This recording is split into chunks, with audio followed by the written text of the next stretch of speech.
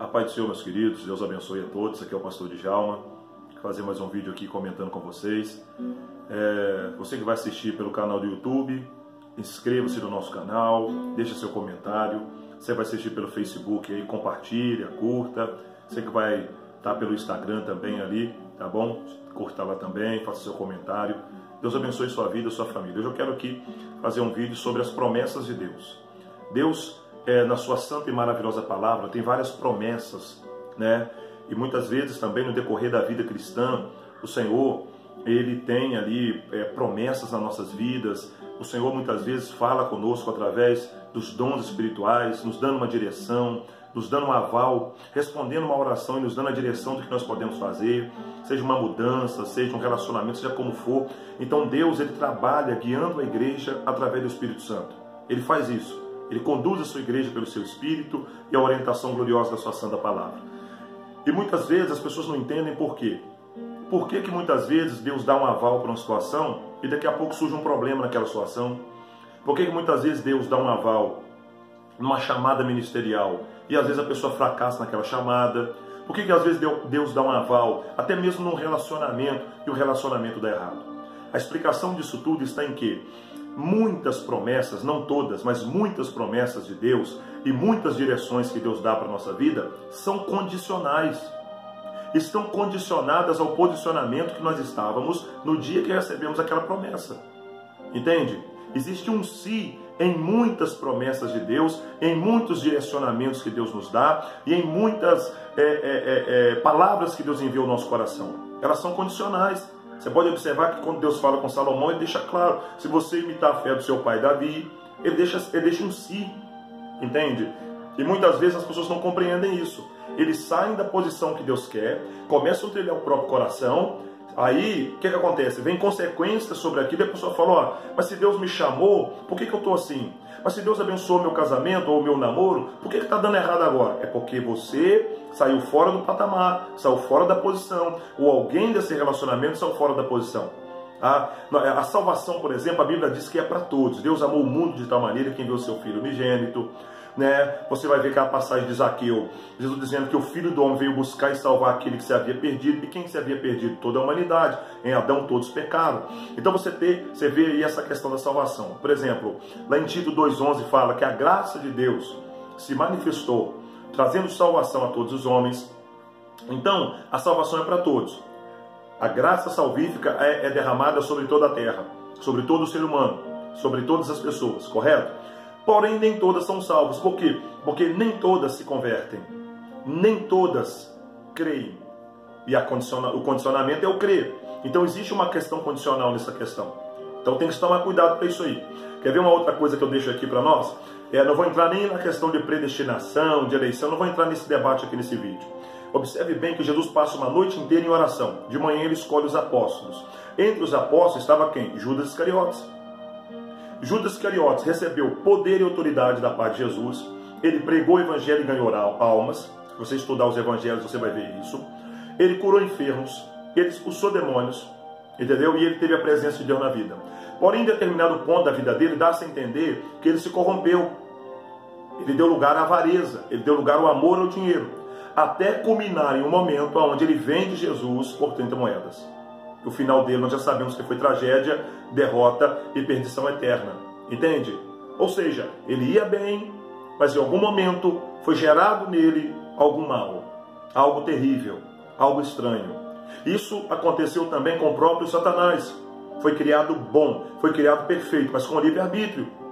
Chegou um determinado momento que começou a surgir e multiplicar no seu coração alguma iniquidade, alguma sensação ruim que ele não refreou e deixou aquilo se abundar ao ponto de juntar a terça parte dos anjos, se rebelar contra Deus, ser expulso do céu e se tornar o ser deplorável que nós sabemos que ele é hoje. Assim, tem muitos obreiros e obreiras que receberam uma chamada de Deus, que receberam um direcionamento de Deus, mas não vigiaram. Começaram a fazer o que queriam. Começaram a dar lugar à carne, ou à inveja, ou ao orgulho, ou à soberba, e fracassaram. Assim, namoros que começaram debaixo da bênção de Deus, casamentos que foram debaixo de uma orientação divina, mas em algum momento alguém ali começou a dar lugar à carne, a dar lugar à contenda, ao tumulto, ou à traição, entendeu? Ou a possessão, que tem um parceiro que quer dominar a vida do outro, ciúme e por aí vai. Isso vai trazendo consequências terríveis naquele relacionamento. Então Deus nunca erra, Deus nunca falha, mas as pessoas saem da posição, as pessoas perdem a bênção, as pessoas não valorizam o que Deus faz, e com isso dão lugar ao inimigo, dão lugar ao pecado. Isso traz consequências. Jonas foi chamado profeta, e foi chamado para profetizar em Nínive. Ele saiu fora do propósito divino, ele foi parar no ventre do peixe. A diferença de Jonas, de muitos outros, é que Jonas se arrependeu, confessou sua miséria, buscou o Senhor, e Deus deu a ele uma nova chance, e ele vai lá e prega, e houve conversão. Judas suicidou e acabou. Saul foi chamado rei, ungido rei, recebeu o Espírito Santo, foi uma bênção, porém começou a se desviar. O final dele, ele se joga em cima de uma espada. Entende? Agora, nós temos alguns exemplos aí que tiveram tempo de se arrepender. Ok? O Pedro, por exemplo, negou Jesus 3 vezes, foi chamado apóstolo, mas negou Jesus 3 vezes. Mas ele chora amargamente, se arrepende e se tornou um grande apóstolo. Talvez você está ouvindo esse vídeo, está assistindo esse vídeo, está ouvindo a minha voz, e talvez você está na condição de alguém que Deus está dando tempo para se arrepender. Alguém que foi favorecido por Deus, alguém que recebeu uma palavra de Deus, alguém que creu nas promessas de Deus e começou a vivê-las, alguém que recebeu até mesmo uma profecia da parte de Deus. Não estou falando de profetada, estou falando de profecia, uma direção de Deus, mas se em algum momento você saiu da direção. E você tem sentido que isso parece que se perdeu, parece que acabou, parece que dormiu, só que não. O próprio Paulo vai falar para Timóteo: desperta o dom que é em ti. Nós temos que despertar esse dom, despertar essa chamada, despertar essa bênção que uma vez nós estivemos naquela posição e que talvez agora não estejamos mais. Você que está me ouvindo precisa entender isso. Tem coisas que são condicionais. Observe bem, o Senhor fala lá, ó, se eu cerrar as janelas do céu, enviar praga sobre a terra, está em Deuteronômio, vamos dar uma olhada aqui, capítulo 7, versículo 14, eu vou ler o 13 também.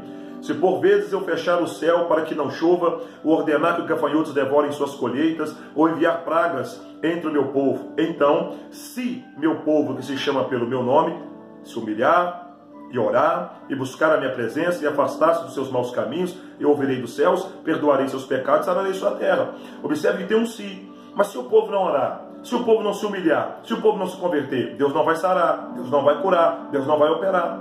Entende? E talvez Deus muitas vezes nos dá uma direção na vida, seja em qual área for, mas tem um se você permanecer fiel, se você permanecer na minha presença, se você permanecer na minha obediência. Saiu da obediência, é como se aquela promessa não fosse mais se cumprir, é como se aquela promessa não fosse mais dada a você, mas aquela promessa é dada ao fiel, é dada ao obediente, é dada ao que está na posição. A própria palavra sobre salvação, sobre seguir Jesus, todos são chamados a seguir Jesus. Porém, ele diz assim no versículo 24 de Mateus 16, então Jesus disse aos seus discípulos: se alguém quer vir e ser meu seguidor, negue-se a si mesmo, tome a sua cruz e siga-me.